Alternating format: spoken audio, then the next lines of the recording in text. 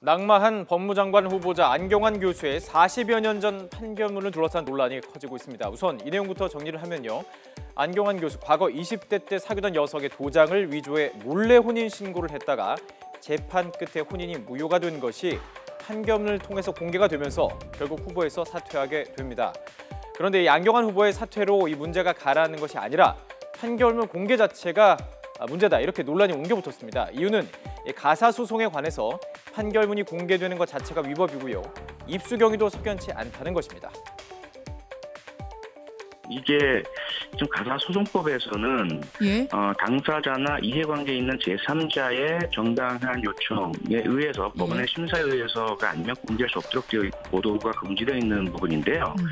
이해관계에 있는 제3자라는 것은 예를 들어 내가 결혼하고자 하는데 배우자 될 사람이 혼인 무효 소송 결과가 있다. 그럼 이게 어떻게 된 건지 알고 싶다. 그건 정당한 요청 아니겠습니까? 근데 지금 인사청문회에서 의원 한 분이 그 상임위의 결정이라든지 혹은 위원장의 공식 요청도 아닌데 쉽게 그걸 수투했다는 것 자체를 국민들이 납득하지 못하고 있는데, 판결문 공개 자체는 공익에 영향을 끼치는 법무부 장관에 대한 것이기 때문에 국민의 알 권리 차원에서 공개해도 문제가 없다, 이런 주장도 존재가 합니다. 그런데 일부에서는 판결문의 입수 경위를 문제 삼았습니다. 판결문을 공개한 자유한국당 주광덕 의원이 어떻게 40년이 넘은 판결문을, 그것도 안경환 교수의 이름이 가려지지 않은 그대로 받을 수 있었느냐는 것입니다. 자, 여기에 김기춘 전 청와대 비서실장이 재직할 당시에 이 주 의원 청와대 정무비서관으로 근무한 바 있다, 이런 이력까지 알려지고요. 검찰개혁을 정조준한 안경환 교수를 막기 위해서 검찰 내부에서 조력한 것 아니냐는 의혹까지 더해져서 문자 폭탄이 주 의원에게 쏟아졌습니다. 결국 주 의원은 18일이었죠. 국회 기자회견을 통해서 정당한 의정자료 요구를 통해서 판결문을 입수했다, 이렇게 해명했습니다. 공식으로 대법원의 판결문 4번을 요구하였고, 같은 날 법원 행정처로부터 국회 업무 이메일을 통하여 판결문 4번을 서면으로 제출받았습니다.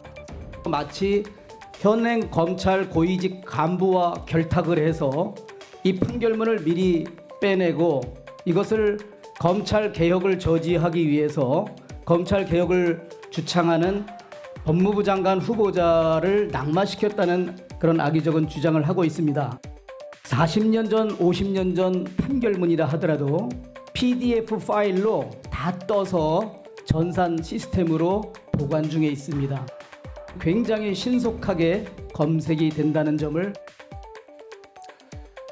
이런 주광덕 의원의 해명으로 논란은 일단락이 됐을까요? 오히려 새로운 의혹이 제기됐습니다. 정의당 노회찬 의원이 어제 오전에 밝힌 내용입니다. 판결문이 2가지 버전이 있었다는 것입니다.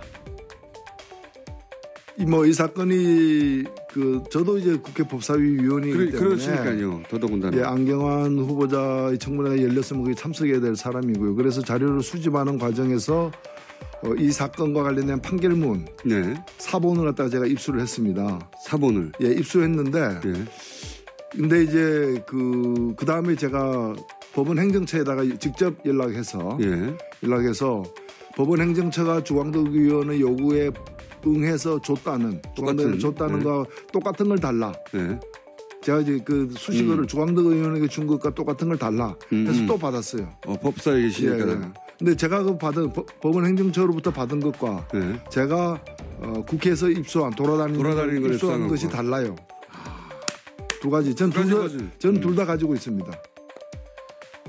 어제 오전에 이 같은 의혹을 제기한 노회찬 의원, 같은 날 법원 행정처로부터 해명을 듣게 됩니다.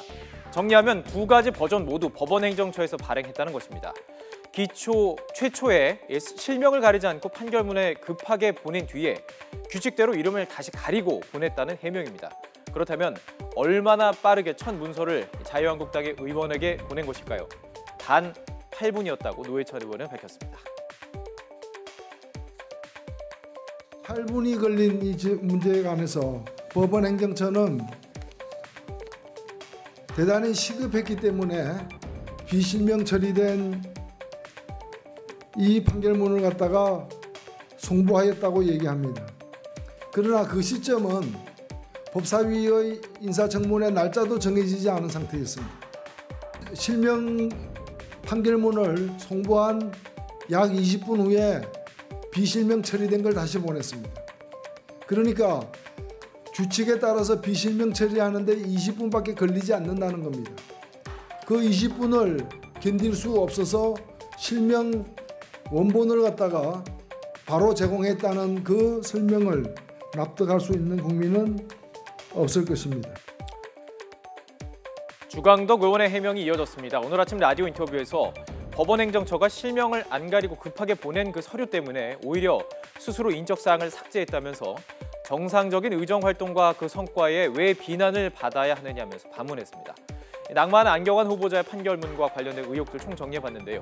앞으로 인사청문회가 줄줄이 이어질 텐데 각종 의혹과 검증 과정에서 치열한 공방 이처럼 계속 이어질 것으로 보입니다.